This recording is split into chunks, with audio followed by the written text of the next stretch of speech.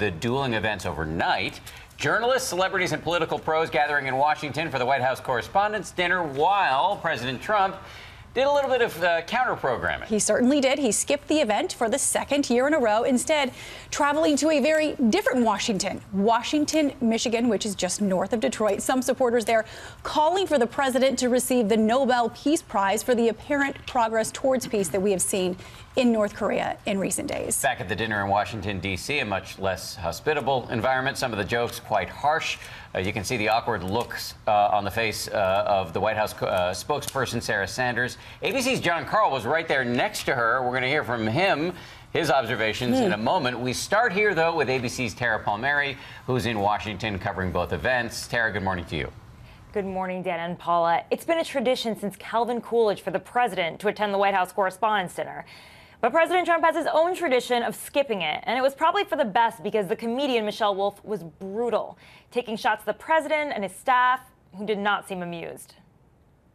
Welcome to the White House Correspondents' Dinner. It's a tale of two Washingtons. As hundreds of journalists and White House staffers gathered in a Washington ballroom, President Trump was back on the trail. Hello, Michigan. Hello, Michigan. Skipping D.C.'s biggest media event for the second year in a row to rally with his supporters. I was invited to another event tonight, the White House Correspondents' Dinner.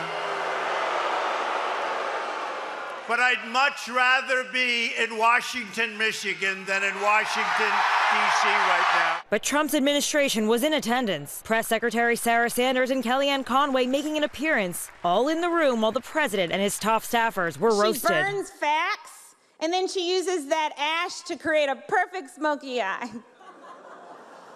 Like, maybe she's born with it. Maybe it's lies. It's probably lies. Comedian Michelle Wolf getting personal. If a tree falls in the woods, how do we get Kellyanne under that tree? I love you as Aunt Lydia on The Handmaid's Tale.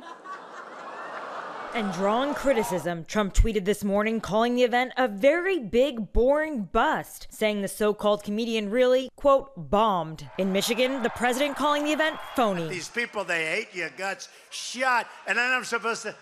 Snubbing the media and calling out Democrats. The Democrats don't care about our military. They don't. They don't care, and they don't care about our borders. And I don't think they care much about crime. Singling out Democratic Senator John Tester for opposing White House physician Ronnie Jackson's nomination for VA Secretary. Well, I know things about Tester that I could say, too. And if I said them, he'd never be elected again. And not missing a chance to take a shot at former FBI Director James Comey. Comey's a liar and a leaker.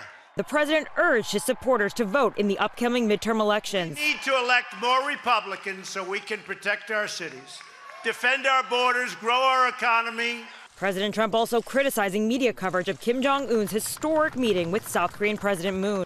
Now, they were saying, what do you think President Trump had to do with it? I'll tell you what. Like, how about everything? And his supporters seeming to agree. Already chanting for a Nobel Peace Prize. Nobel. President Trump gave a timeline for the summit at the rally. He said it would likely happen in the next 3 to 4 weeks. The location is yet to be set, but President Trump is already tempering expectations. He said he'd be willing to walk if North Korea doesn't agree to denuclearize.